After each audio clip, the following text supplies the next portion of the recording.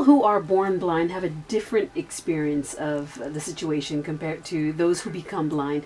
Stephen, how did you prepare for it? Did you take any classes, or did you learn how to read Braille? No. I was totally unprepared for it, even though I was slowly losing my eyesight. And for about a year, I was even completely denying that I'm blind. I still walk around with without any canes, and you know, I was still doing things thinking I'm sighted.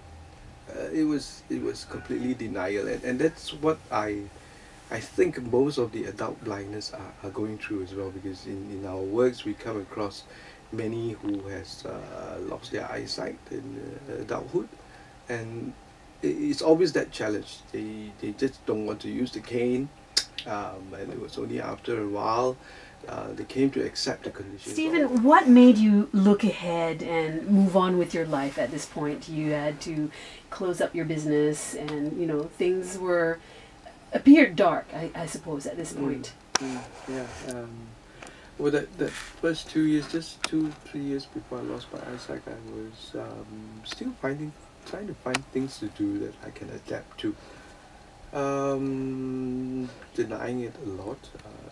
I started to go online to do a lot of work, which made my eyesight even worse. But yeah, I tried to occupy myself and just deny that I'm going to be blind one day.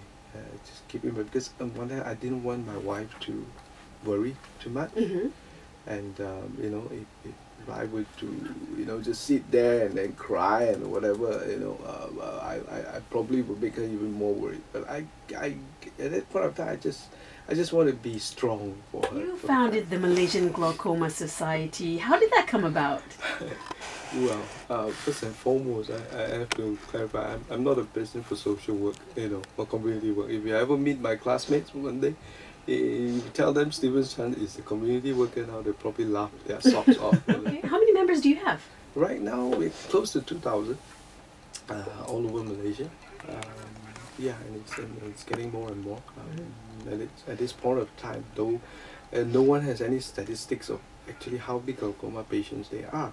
But from what I hear from doctors at every government hospital, we suspect it's anything above 100,000. About dialogue in the dark. I understand this has been around for over 20 years, but you've just recently brought this to Malaysia. Oh, yes, accidentally again. But I have to thank Google for it. Okay. Thank God for Google.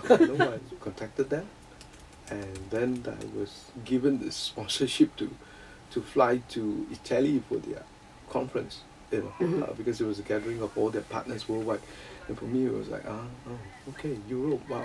Yeah. I can see the time, no chance. Now blind really can fly to Milan, you know, and yeah, I was there, and I met the founder, Dr. Andreas, and I told him what I wanted to do with dialogue, because it's a way of us telling people, hey, go in there and come out of it, and then you will know you have been given a good pair of eyesight. Please take good care of it. You know. Okay. So that was my main reason why I wanted to bring in dialogue in the dark. Right. So how did Milan smell like? Wow. Pizza and spaghetti. Right. So dialogue in the dark, what can we expect when we, you know, dine there? You go in there for the first time in your life, you probably don't know what you're eating. Okay. Because you will not be able to see what you are eating. So you will really have to depend on your other senses now.